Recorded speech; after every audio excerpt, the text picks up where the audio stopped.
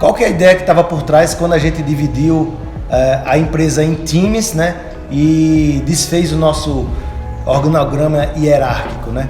A gente se baseou no conceito do corpo humano, né? O corpo humano ele é dividido em órgãos e cada órgão cumprindo muito bem o seu papel, o corpo humano vai conseguir cumprir a sua missão. Então a gente usa a mesma metáfora. Então a gente tem muitos times para cada uma das missões que a gente enxerga que é necessário. Muitas vezes uma pequena responsabilidade que está sendo realizada, aquela responsabilidade por um papel, por uma pessoa, aquilo ali vai crescendo dentro do contexto da organização, aquilo vai adquirindo cada vez mais necessidade, aquilo transborda e a pessoa começa a precisar de ajuda, daqui a pouco tem duas pessoas realizando aquela mesma responsabilidade. Quando a gente percebeu, tem a necessidade de criar um time para que assuma aquela macro responsabilidade que se tornou uma missão. Então, se tornou muito mais fácil para a gente ter essa, não só agilidade, mas ter clareza de responsabilidades e dar autonomia para que as pessoas e os times cumpram essas responsabilidades a partir do momento que a gente horizontalizou. No contexto hierárquico, no contexto em que existe diretor, gerente, etc., sempre a gente acaba engargalando as decisões e o processo de evolução natural. Por quê?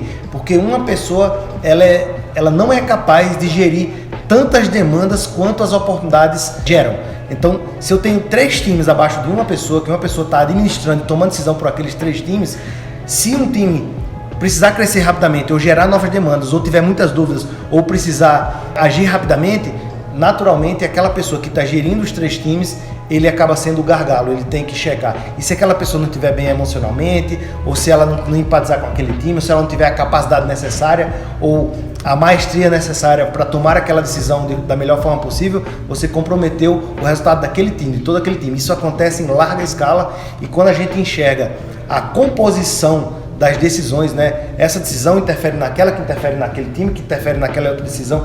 Quando a gente vê a interconexão entre as decisões da empresa, entre os processos da empresa, a gente vê quantos gargalos sistêmicos a gente acaba gerando na empresa. Então, no momento que a gente libera as missões para os times, o nosso trabalho é dar suporte aos times e ajudá-los a monitorar através de indicadores se a sua missão está sendo bem cumprida, se ele está precisando de ajuda num ponto ou no outro, se está interferindo no trabalho de um time ou de outro. Se torna, no primeiro momento, muito mais trabalhoso porque a gente não é acostumado a fazer isso, mas no segundo momento, quando o time adquire essa maestria na missão dele, quando ele adquire confiança e autonomia para realizar essa missão, você começa a confiar cada vez mais e quando você vê os times, eles estão fazendo uma dança, sabe? Quando tem vários bailarinos no salão e cada um cumprindo o seu papel dentro do salão, ninguém está se batendo um com o outro. Então, essa harmonia entre os times, ela demora um pouco, mas ela vem por quê? Porque os times têm mais clareza, mais autonomia e mais capacidade de realizar suas missões. E nosso papel como líderes, como organizadores desse sistema, passa a ser enxergar onde tem os pequenos gargalos e ir atuando naqueles gargalos para ir desobstruindo aqueles gargalos e fazer com que os times cada vez sejam mais produtivos e fluam mais. Então, é um jogo ganha-ganha. Todo mundo ganha quando a gente passa a se focar em fazer o time ser o grande protagonista desse jogo todo. E não mais uma pessoa A, uma pessoa B, uma pessoa C, ou um processo somente A, um processo B, um processo C. Tem que ter essa harmonia entre processos, pessoas e os comportamentos de liderança que a gente precisa para ir construindo esses times performáticos, esses times com alta produtividade, né?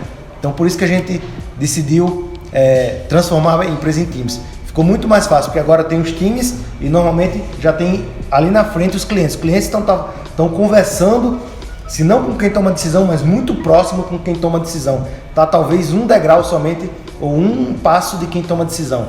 Numa estrutura mais hierárquica, você tem vários passos entre o cliente e quem realmente vai tomar a decisão de como ajudar mais aquele cliente. E esse telefone sem fio que acontece na hierarquia faz com que a necessidade ela seja distorcida e a mensagem seja distorcida. Não existe uma clareza tão forte quanto existe no trabalho horizontal de times entre a necessidade do cliente e, de fato, quem está tomando a decisão de satisfazer aquela necessidade. Então, para nós, se tornou algo muito mais produtivo trabalhar com times ao invés de trabalhar com hierarquia, com departamentos, etc.